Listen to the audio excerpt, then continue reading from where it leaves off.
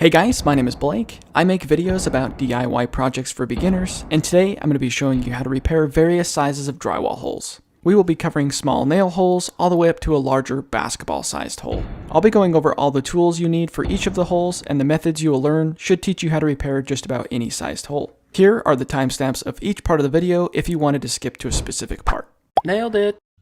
First, I want to quickly explain what drywall is. A lot of people think drywall is like concrete. When it gets dented, they think it will be difficult to repair, when in fact, it's designed to get dented and easily repaired. I call it drywall, but you also might know it as plasterboard, gypsum board, or sheetrock. It's basically a thin layer of calcium sulfite dihydrate sandwiched between two pieces of paper that cover interior walls and ceilings.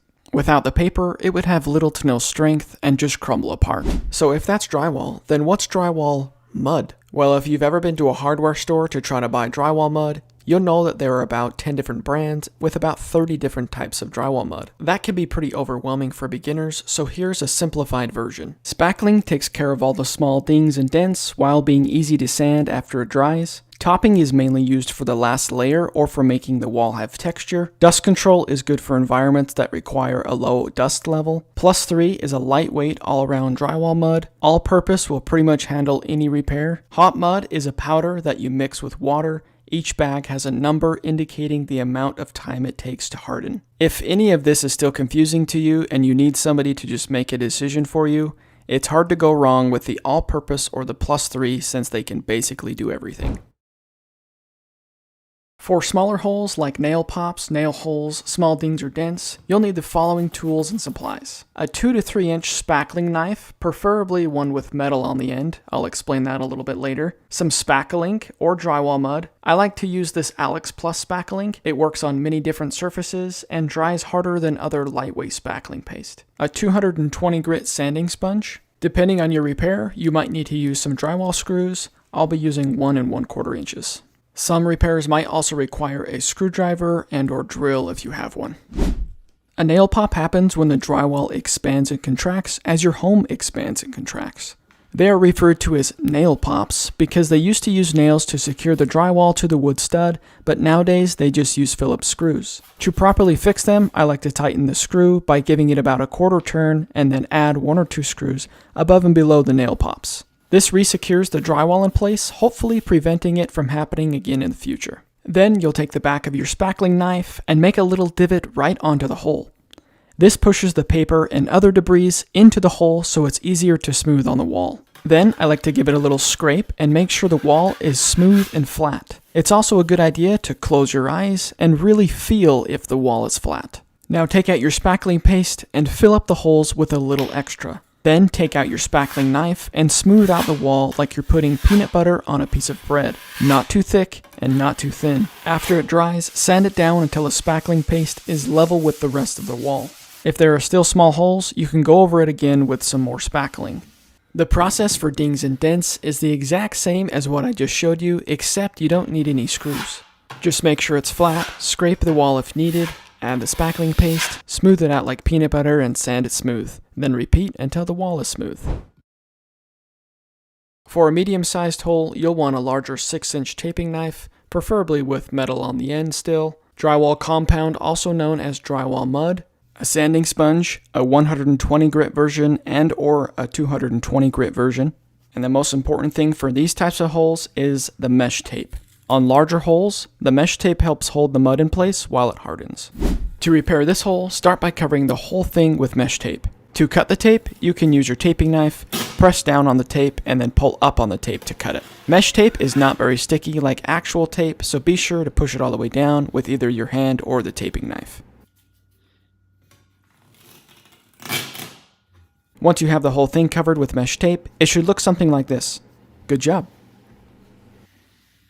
Now take some drywall compound out of the bucket with your taping knife and start pushing the mud into the hole. Now when making repairs on drywall, thinner coats is better. I'd rather see you add 5 coats of super smooth peanut butter on the wall versus 1 large coat of chunky peanut butter. Now me personally, I prefer chunky peanut butter, but not on the wall. Now this first coat looks bad. And that's because I'm not a professional and neither are you. That's why you clicked on the video. The first coat or even the second coat of mud does not need to look or feel perfect. In my experience, to get the wall smooth, it's a combination of thin layers and sanding in between each layer. You can do this as many times as you need until you're happy with the end result. This was my last layer before my final sanding, and you can still see I have some imperfections. I'll be able to sand this again, and the wall will be pretty much smooth. This style of repair is for a hole that you can see all the way through to the other wall. If you can't see all the way through, you'll need to go back to the medium-sized hole repair. Tools for this repair, you'll need a utility knife. This is my daily carry knife I've had for about 2 years. It has a built-in screwdriver and extra blade storage. I'll leave a link to it down in the description, along with everything else I've listed in this video. You'll need a 6-inch taping knife, a 12-inch taping knife, a 12-inch drywall mud pan, mesh tape, a jab saw. This is a saw that's specifically designed to cut drywall. It has a sharp tip on it so you can jab it into the wall, a screwdriver and or drill, some extra drywall, backing or spare wood, drywall compound, and drywall screws. This repair has a few extra steps, but don't let that overwhelm you. The process is the same as the previous repairs. I first like to take my extra piece of drywall and get a rough idea on how big I need to cut it. You can either measure this or eyeball it like I am here. Drywall is extremely easy to cut, and if you listen to the beginning of this video, you'll know that drywall has little to no strength without the paper. So to cut it, I'm just going to score the top layer of paper. Then you can just put it over your knee and snap. It breaks in half and it's very satisfying. Now all you have to do is flip it over and cut the other side of the paper, and you have easily cut the drywall. Repeat these steps until your piece of drywall covers the entire hole you're trying to repair. Now take your new piece, place it over the hole, and trace around the outside with a pencil or Sharpie. Then double check the hole outline covers the hole. Now you can take your jab saw and use your hand as a hammer to start cutting out the outline. When using the jab saw, use caution because you never know what's behind the wall. After it's cut out, you should be able to remove the old piece of drywall now. You can also clean up any pieces you missed with your utility knife. Remember how I said to use caution? Well, this is why. I have a water line and a drain pipe behind this wall. Now don't worry too much. When using a jab saw, you can usually feel if you're cutting through something hard. Drywall is not hard, so if it feels like the jab saw is getting stuck on something or it's hard to cut, maybe try cutting a small hole first. Now take out your backing and cut it to length if needed. The backing boards are going to help hold our patch in place and give some structure to the wall again. You can also use some extra drywall for this, but it's not as good as using wood. Then take out your drill and secure the backing to the existing drywall. If you pull the backing towards you and screw in at the same time, you can get the backing to suck towards the back of the drywall and make it tight. You'll need to add screws on the top and bottom to hold the backing in place properly. Once it's in and secure, you can test fit your piece and trim any edges if needed. You'll know if it fits nice if it's flush against the existing drywall. Now secure the patch in place with a decent helping of screws into the backing that we just installed. Use your taping knife to scrape anything that's sticking up. This is important for a smooth wall. Then add mesh tape over the center of the seams of the drywall patch. Now get out your drywall, push the mud into the seams, and cover the whole patch. Remember, thin peanut butter is better on walls than chunky peanut butter. To get the wall smooth, I like to go in different directions. First I'll go side to side, then I'll go up and down. Just work that mud onto the wall, trying to make a thin layer just like you would on a piece of bread. Now I want to show you another way of patching a large hole, and then we'll come back to finishing this one up. If you don't have any backing or don't want to use it, you can also mark the center of the studs behind the wall with the stud finder, then use those as your backing. The drywall will rest on the existing stud, eliminating the need to add backing. I wanted to show you both in the video so you can decide what works best for your situation. Now if you have a large patch like I do, it's easier to use a mud pan. I like to mix my mud with a dash of water to make it more smooth.